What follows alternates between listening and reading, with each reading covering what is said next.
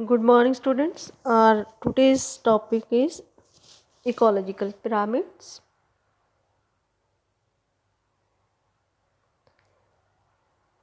All of you are aware what is the shape of pyramid.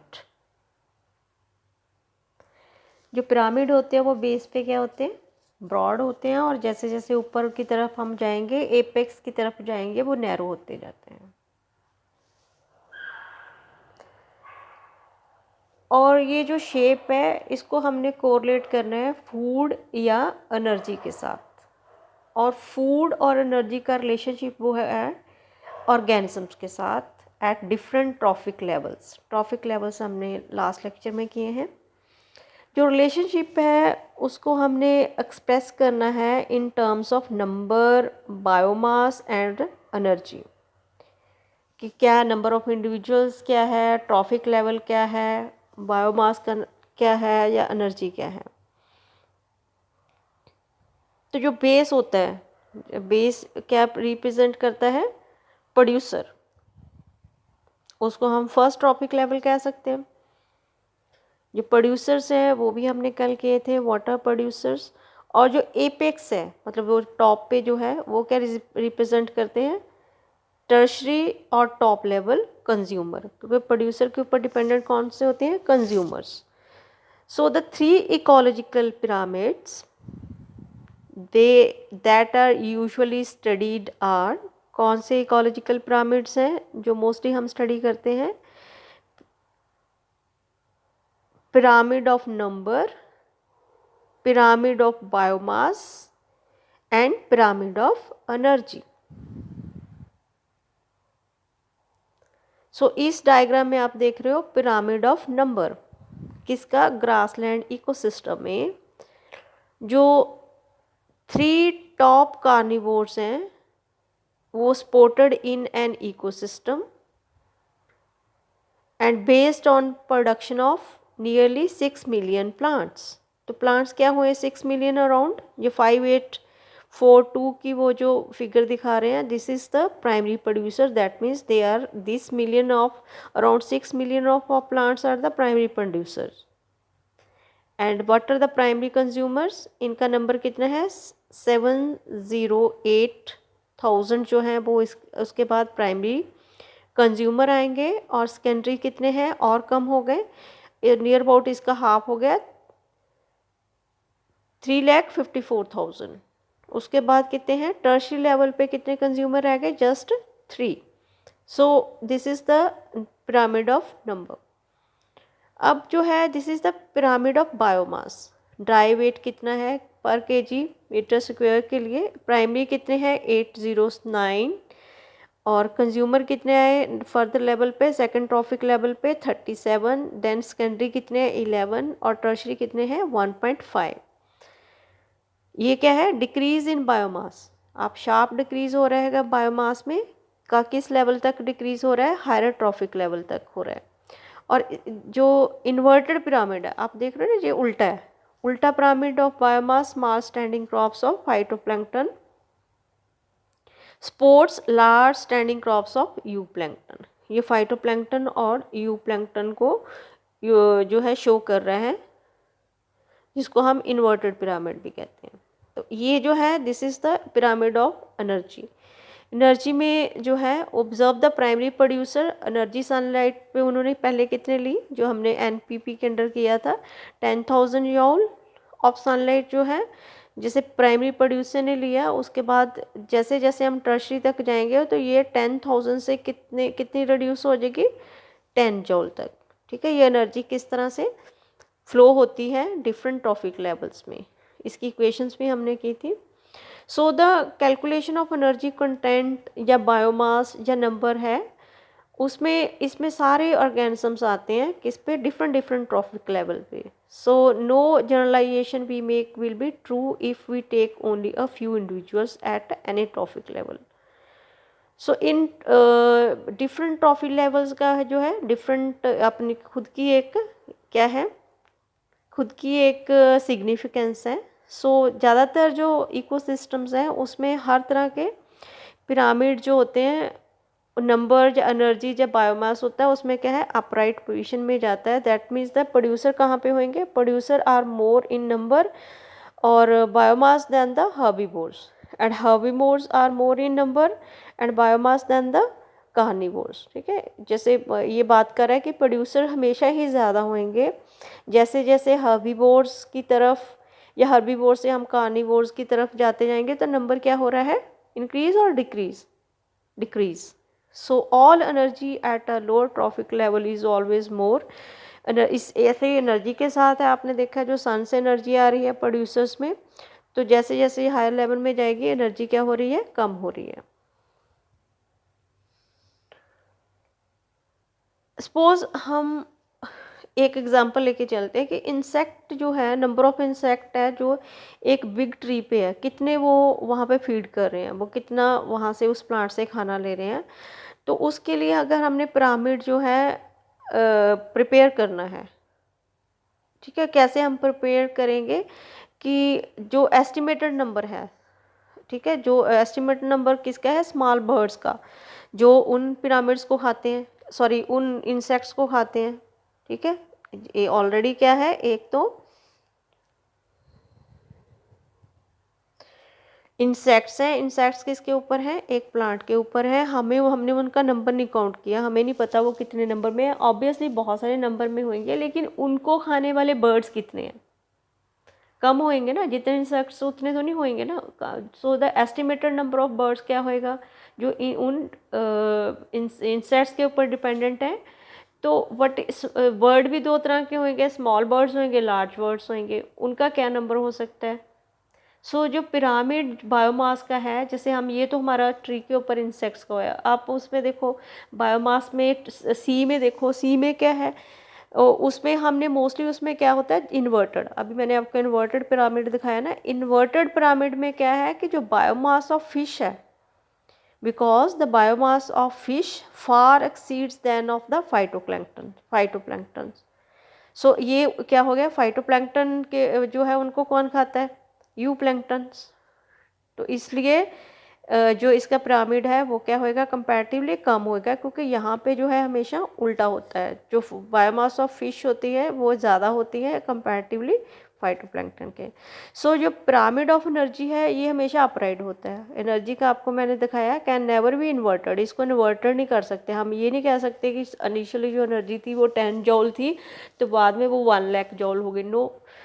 Because when energy flow from a particular trophic level to the next trophic level, some energy is always lost। ये आपने law देखा होगा, उसमें पढ़ा होगा कि energy जो है can be converted from one form to another form, but during this there is some loss of energy.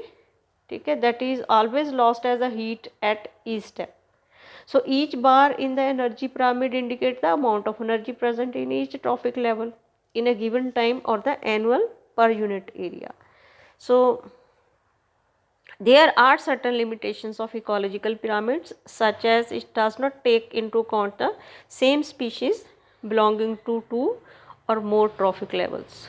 So it assumes a simple food chain. Sometimes the almost never exist in nature. It does not accommodate a food web. However, saprophytes are not given any place in ecological pyramids. सेप्रोफाइट्स का आपको पता है, ये इनको हम decomposer बोलते हैं, बट इनका नंबर इतना ज़्यादा है दैट इज़ हम इनको काउंट नहीं कर सकते। जैसे बैक्टीरिया है उनको काउंट नहीं कर सकते, इसलिए इनका नंबर जो है इकोलॉजिकल पिरामिड में नहीं दिया गया है, लेकिन इनका इकोसिस्टम में बहुत इंपॉर्टेंट रोल है, ये हम डिस्कस कर चुके हैं। इकोलॉजिकल सक्सेशन नेक्स्ट टॉपिक है, क्या होती है। So the characteristic of population and community हमें पता चल गया, और उनका रिस्पॉन्स एनवायरनमेंट का। लेकिन उनका रिस्पॉन्स एनवायरनमेंट के लिए इंडिविजुअल टू इंडिविजुअल वेरी करता है। ठीक है, एक पर्टिकुलर एनवायरनमेंट जो है वो क्या है, सेम है। ठीक है, एनवायरनमेंट क्या है, वो सेम है, लेकिन उनका रिस्पॉन्स किसके लिए, रिस्पॉन्स टू द एनवायरनमेंट। ठीक है, एनवायरनमेंट से इंडिविजुअल टू इंडिविजुअल मैटर करता है, वेरी करता है कि वो किस तरह से रिस्पॉन्ड करता है। तो वो क्या है, कम्युनिटी का रिस्पॉन्स हम कह सकते हैं टू एनवायरनमेंट जो है ओवर टाइम कैसा है। जो इम्पॉर्टेंट कैरेक्टरिस्टिक है सारी कम्युनिटीज़ का वो ये है कि composition and structure continuously change. I repeat, composition and structure जो है वो कॉन्स्टेंटली जो है चेंज होती रहती है in response to the changing environmental conditions. और ये चेंज क्या होता है, कांस्टेंट ही नहीं होता, ऑर्डर भी होता है इसमें, एक सीक्वेंस भी होता है, और ये पैरेलल होता है with the changes in the physical environment. Physical environment में जो भी चेंजेस होंगी वो इफ़ेक्ट करेंगी एक कम्युनिटी के कैरेक्टरिस्टिक्स को। उस कम्युनिटी में जो इंडिविजुअल्स हैं उनके कैरेक्टरिस्टिक्स को इफ़ेक्ट करेंगी। और ये जो चेंजेस हैं वो फाइनली क्या है, कम्युनिटी में that is in linear equilibrium with the environment and it is called the climax community। और ये चेंजेस तब तक आ जाती हैं जब तक कि ये एनवायरनमेंट के साथ इक्विलिब्रियम मतलब एक बैलेंस ना बना ले, तो इसको हम बोलेंगे क्लाइमैक्स कम्युनिटी। सो ग्रेजुअली और प्रेडिक्टेबल चेंज जो होती है स्पीशीज़ में एक गिवन एरिया में, उसको हम क्या बोलते हैं, इकोलॉजिकल सक्सेशन। तो इकोलॉजिकल सक्सेशन की डेफिनेशन क्या हुई, the gradual and fairly predictable change in the species composition of a given area is called the ecology। क्योंकि ये एरिया के साथ रिलेटेड है इसलिए हमने यहाँ पे जो यूज़ किया है word ecology succession.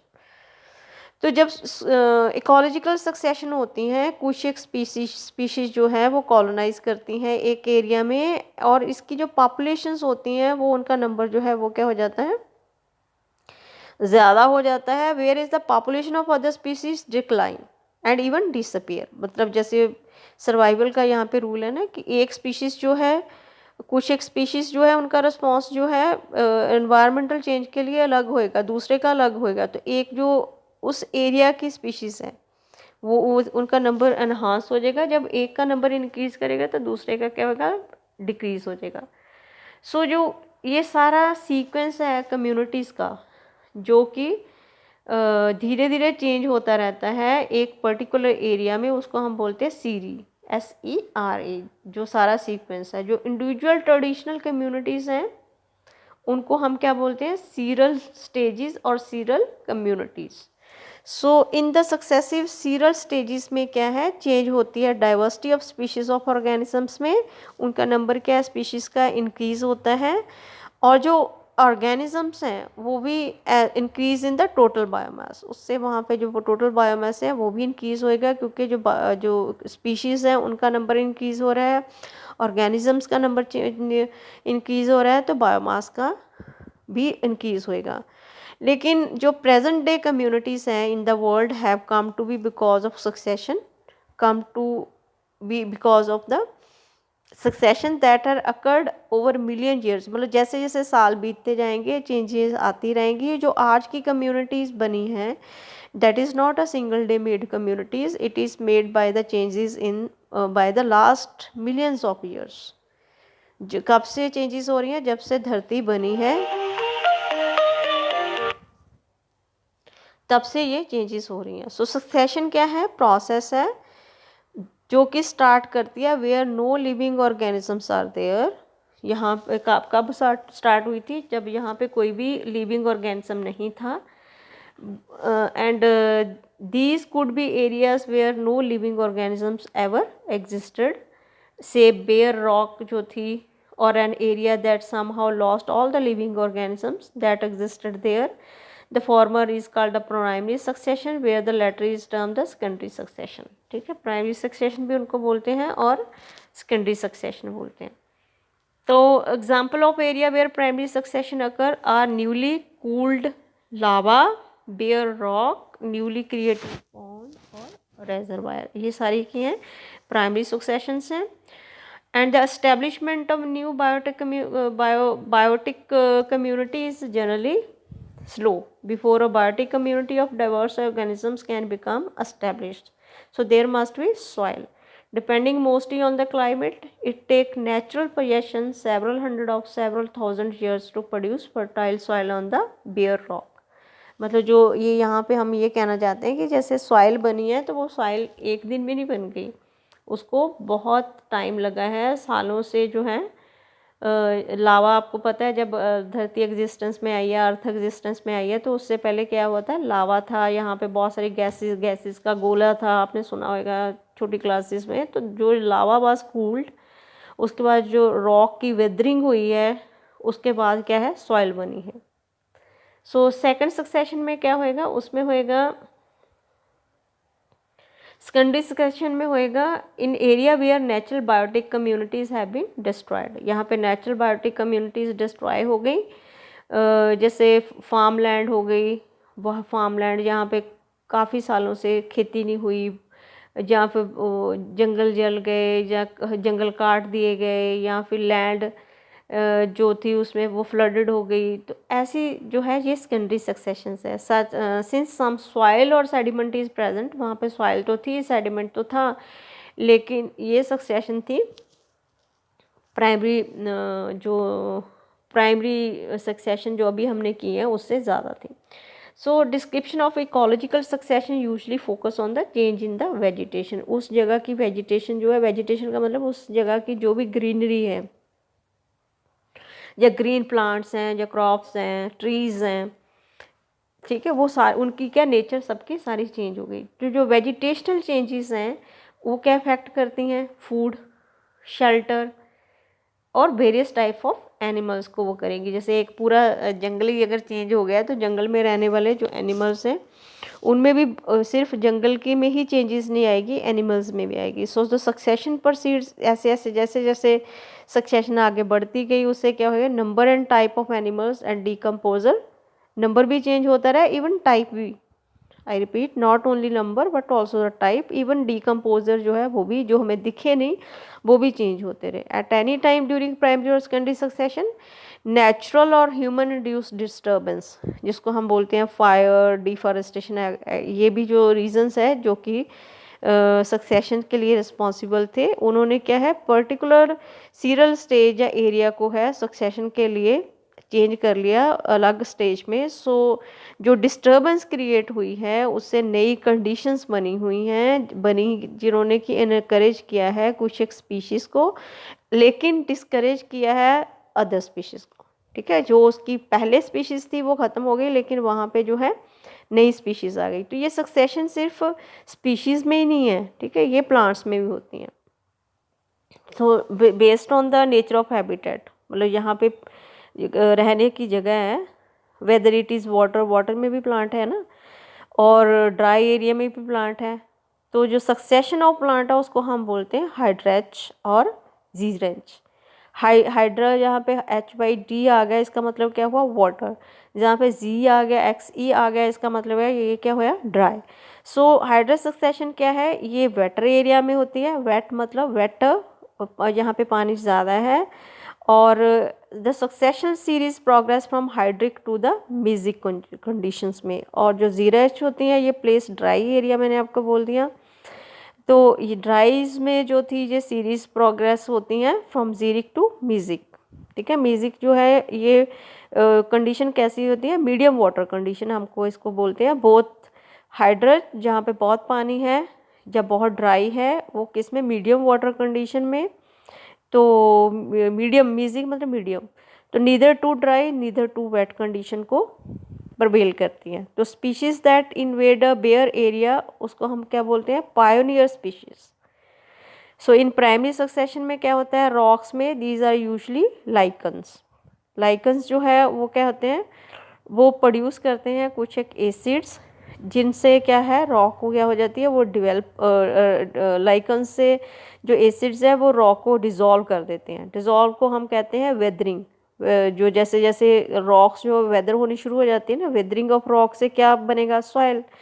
So the latter pave way to some very small plants. अगर यहाँ पे सॉइल आ गई, सॉइल में ब्रायोफाइट्स आएंगे, ठीक है, वो उनकी जो वाटर टेकिंग कैपेसिटी है, स्मॉल अमाउंट ऑफ सॉइल से वो पानी ले सकते हैं। विद टाइम क्या है, ब्रायोफाइट से थोड़े से बड़े प्लांट आएंगे, ठीक है, बड़े प्लांट्स जो होंगे उसमें वाटर की जो फिक्सेशन की पावर थोड़ी ज़्यादा होएगी। Ultimately stable climax forest community आ जाएगी वहाँ पे। सो जो क्लाइमैक्स कम्युनिटी अभी हमने क्या किया है, क्लाइमैक्स कम्युनिटी वो वाली कम्युनिटी जो बिल्कुल बैलेंस है, किसके साथ है, उसके इक्विलिब्रियम जो वर्ड हम यूज़ करते हैं, इक्विलिब्रियम किसके साथ है, एनवायरनमेंट के साथ. So that is remain stable and long as the environment remain unchanged. So with time the xerophytic habitats get converted into mesophytic.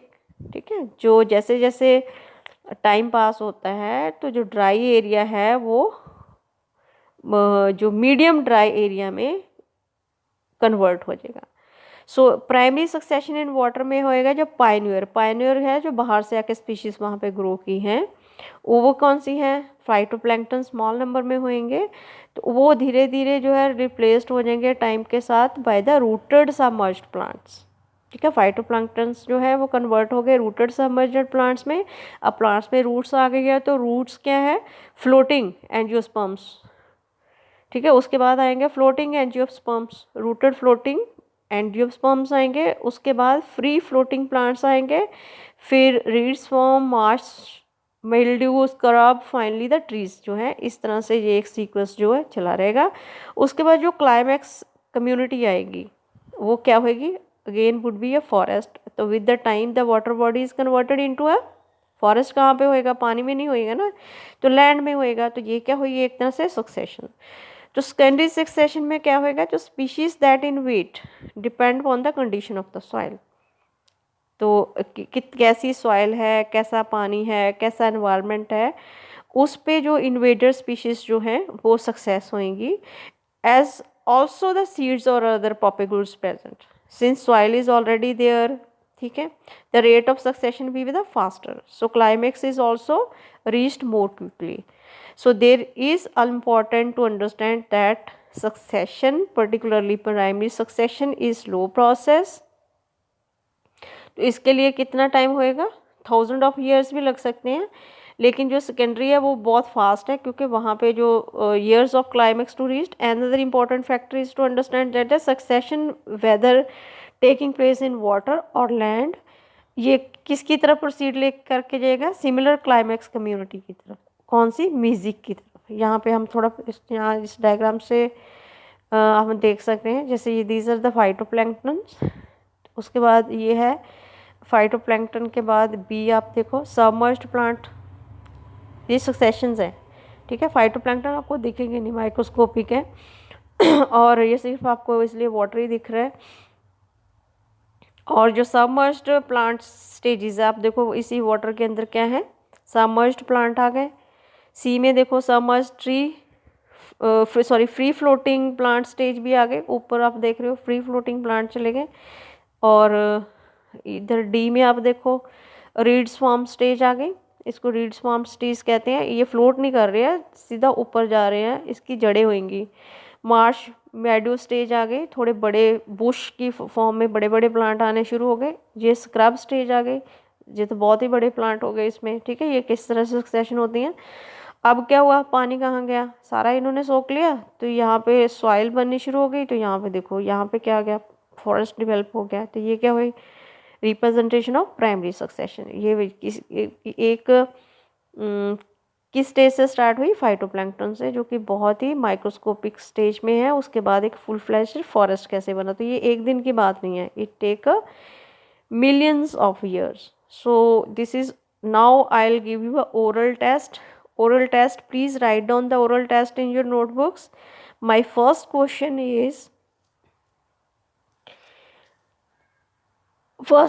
is draw different types of pyramid. यहाँ पे आपने जो पिरामिड की डायग्राम्स हैं सिर्फ वही ड्रॉ करनी है. ठीक है, इसमें आपने पिरामिड डिफरेंट टाइप्स ड्रॉ करने हैं. एंड सेकंड जो है वो टेस्ट है, what is climax community. What is climax community? And third question is differentiate between primary succession and secondary succession.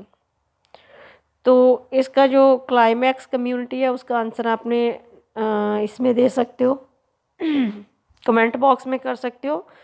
तो बाकी का आप एक पेपर पे लिख के जो भी मैंने आपको क्वेश्चन दिए हैं वो क्वेश्चन आप लिखो और please submit it to my personal WhatsApp group. Thank you.